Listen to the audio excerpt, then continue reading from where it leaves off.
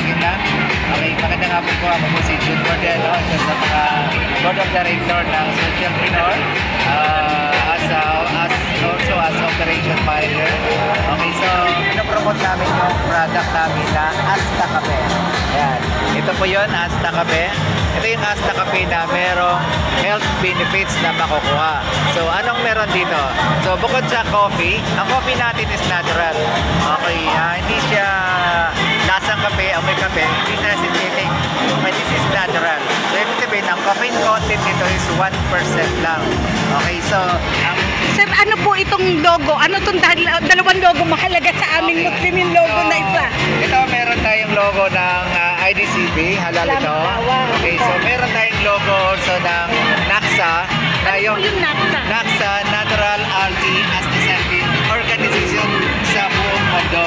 So, yung astaxanthin na nilagay natin dito is natural. Okay, so bukod doon sa kape, na may ito po yung kape. Okay, Asta Cafe. Meron din siyang active ingredients na malunggay. So, alam natin ang malunggay is very nutritious, di ba?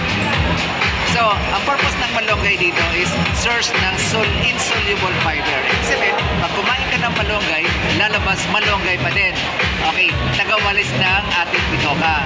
Then, bukod doon, meron siyang inulin, ang source ng dietary fiber, which is source ng prebiotic.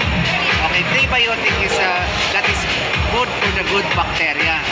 Okay, bukod doon, meron din siyang soluble fiber na saan nakatulong para i-control ang diabetes. Yan. So, next, meron din siyang digestive enzyme.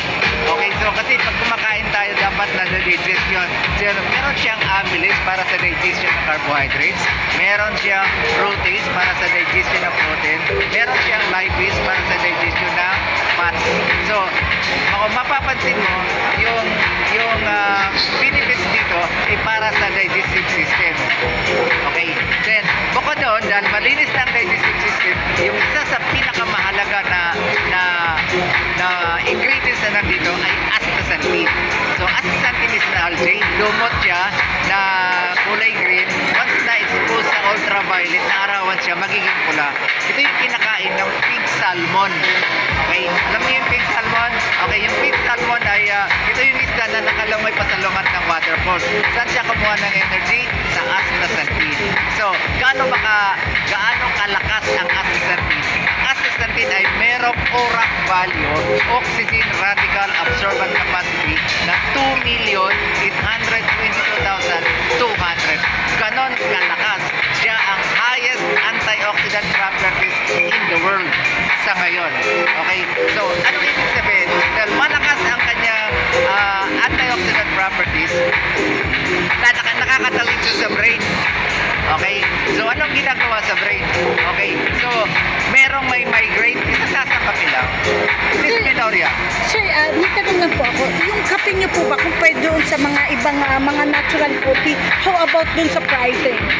So, ang presyo nito is pagsamahin mo yung kape, pagsamahin mo yung malunggay. So, in general nito, murang-mura siya. So, yung mga interested po, saan po kayo mahahanap or ano yung contact number nyo na doon sa mga mag-interested na gusto mag-ship sa natural unlike doon sa mga synthetic 3-in-1 coffee? Okay, makikita mo kami sa page namin, Asta Cafe. Yung page ng Asta Cafe, nandun po yun. Available tayo sa Shopee at saka sa Lazada rin. At saka sa TikTok rin. Yun. Opo, sige po. Pero kung gusto nyo na May physical store po ba kayo? office kasi kami. Kasi ang hinahanap namin ay mag-distribute sa mga province. So meron tayo sa Cordillera region, meron tayo sa Region 2. So we are looking for another mga distributor sa iba-ibang provinces at iba-ibang regions. So member po kayo ng Filipino Inventors? Member po tayo ng Filipino Inventors. Okay, FIS. Okay, so we are group. Ang corporation na ito ay group ng mga Filipino Inventors. Thank you so much po, Sir June. Okay, maraming salamat po. Sana